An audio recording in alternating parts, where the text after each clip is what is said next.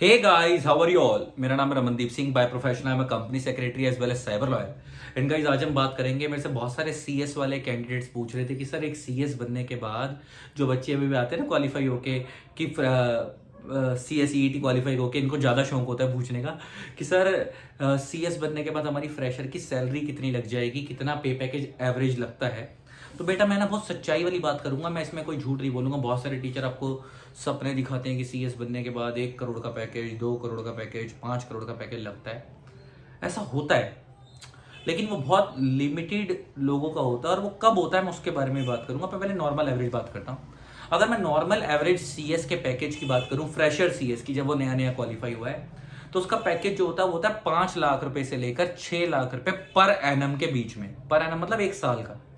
अच्छा, मैं इसे एवरेज क्यों बोल रहा हूं? क्योंकि कुछ सीएस ऐसे हैं जिनका इससे भी कम है, और कुछ सीएस ऐसे हैं जिनका इससे ज्यादा भी होता है, और कुछ लोगों का इसके आसपास होता है।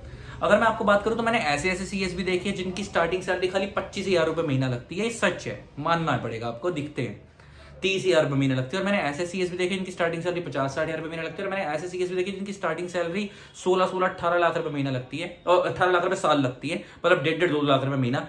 अगर आप देखोगे तो अभी पीछे आईसीएसआई में कैंपस प्लेसमेंट हुई थी इंडियन ऑयल के अंदर, तो उनका 16-16 लाख रुपए का, 18-18 लाख रुपए का कैंडिडेट्स का फ्रेशर सीएस का पैकेज लगा था।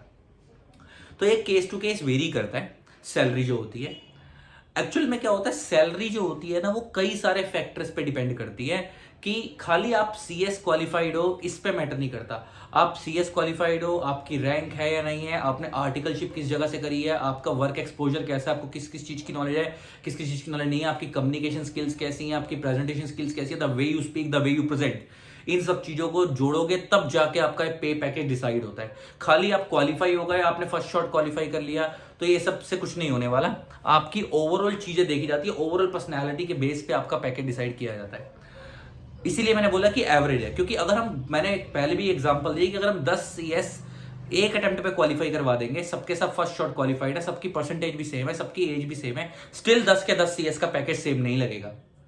क्योंकि खाली वो तो डिग्री है उनके पास सीएस की, उनकी नॉलेज कैसी थी, उसका एकेडमिकली नॉलेज कैसी थी, उन्होंने आर्टिकलशिप में कितना वर्क सीखा। क्योंकि बहुत सारे लोग आर्टिकलशिप करते नहीं है, डमी ले लेते हैं, ऑन पेपर लिखवा लेते हैं सीएस से कि उन्होंने काम सीखा, लेकिन एक्चुअल में वो जाते ही नहीं। तो ऐसे लोगों को काम ही नहीं आता, तो उनको पैसे कौन देगा? तो आपने आर्टिकलशिप किस जगह से की थी, आपका वर्क एक्सपोजर कैसा था, आपकी कम्युनिकेशन स्किल्स कैसी हैं, इन सारे फैक्टर्स के बेस पे पैकेज डिसाइड होता है आपका। तो एवरेज इतनी है। लेकिन फिर अगर मैं एक बार देखो, हमारे लोगों की ना स्टार्टिंग ज्यादा अच्छी नहीं होती, ज्यादा ल्यूक्रेटिव नहीं होती। जैसे आप देखते हो ना कि आप लोगों को कई बार ऐसा भी लगेगा यार कि नॉर्मल ग्रेजुएट बंदा भी स्टार्टिंग में 30-40 हजार रुपए की नौकरी लग जाती है, उसकी भी ग्रेजुएशन करने के बाद किसी कंपनी में बैक एंड की जॉब लग गई है वगैरह वगैरह। लेकिन अगर आप देखोगे ना, उसकी स्टार्टिंग 30-40 लग रही है और आपकी भी 30-40 लग रही है, वो 10 साल बाद भी मुश्किल से 1 लाख पे पहुंचेगा। लेकिन 10 साल बाद हो सकता है 5 लाख रुपए महीने पे हो, 4 लाख रुपए महीने पे हो। क्योंकि हमारे ना जैसे डॉक्टर्स हो गए, सीए हो गए, सीएस हो गए, सीएमए हो गए, इन प्रोफेशनल्स की value over a period of time, जैसे जैसे तजुर्बा बढ़ता चला जाता है, नॉलेज बढ़ती चली जाती है, उसके बेस पे आपकी वैल्यू बढ़ती चली जाती है। और हमारी over a period of time sky is the limit होती है, हमारी ग्रोथ का कोई बैरियर नहीं होता है ना। तो वो समय के साथ बढ़ता चला जाता है बहुत ज्यादा। मतलब हमारे में ना ऐसे ग्रोथ नहीं होती 10-10% की। आप ऐसे ऐसे सीएस देखोगे कि जिनकी स्टार्टिंग लगी 50,000 रुपए महीने पे, 5 साल बाद वो सीधा 2 लाख रुपए पे है। अगर वो 10 लाख रुपए 10% से ग्रोथ करते हर साल, तो वो 2 लाख पे थोड़ी पहुंचते, वो 70-80 हजार रुपए पहुंचते। लेकिन वो सीधा 2 साल बाद, मतलब 5 साल बाद सीधा 2-2 लाख के पैकेज पे होते हैं पर मंथ के, 2.5 लाख रुपए पर मंथ के पैकेज पे होते हैं, 50,000 शुरू करके। तो वो इसी वजह से हो पाते हैं क्योंकि उनकी नॉलेज और उनका एक्सपीरियंस बहुत ज्यादा बढ़ चुका होता है। तो ले दे के आपको आइडिया लग गया होगा। तो एवरेज 5 से 6 लाख के बीच में होती है, किसी किसी से ज्यादा होती है, किसी किसी से कम भी होती है। और उसके बाद तो फिर आपको ऐसे बहुत सारे सीएस दिख जाएंगे जो करोड़ों में भी कमा रहे हैं, जैसे देव वाजपेयी सर, वो हिंदुस्तान यूनिलीवर के सीएस थे, मतलब हैं। उनका आई थिंक 4-1 लाख रुपए, 4-1 करोड़ रुपए के आसपास का पैकेज है पर साल, पर एनम का, और 3-4 करोड़ रुपए के आसपास का।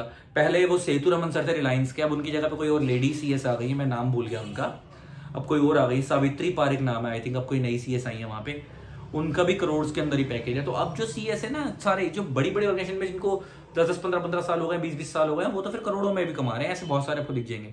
लेकिन उसमें वहां तक पहुंचने में टाइम लगेगा ना, तो एक एवरेज का कितना होता है, ताकि आपका एक माइंडसेट क्लियर हो सके, मैंने आपको बता दिया। आई होप आपको वीडियो अच्छी लगी होगी। इसी तरीके से वीडियोस को प्यार देते रहे, कीप लविंग, कीप सपोर्टिंग। जिन लोगों ने अपने चैनल को सब्सक्राइब नहीं करा, सब्सक्राइब कर देना प्लीज, एंड बेल आइकन को प्रेस कर देना। आपके पास सीएस से रिलेटेड बहुत सारा कंटेंट आएगा हमारे चैनल पे, ये मेरा प्रॉमिस है। Love you all, Tata. Educational content भी, एकेडमिक कंटेंट भी, और नॉर्मल वाले कंटेंट भी आपकी करियर गाइडेंस को लेकर। चलो bye bye, love you all, Tata.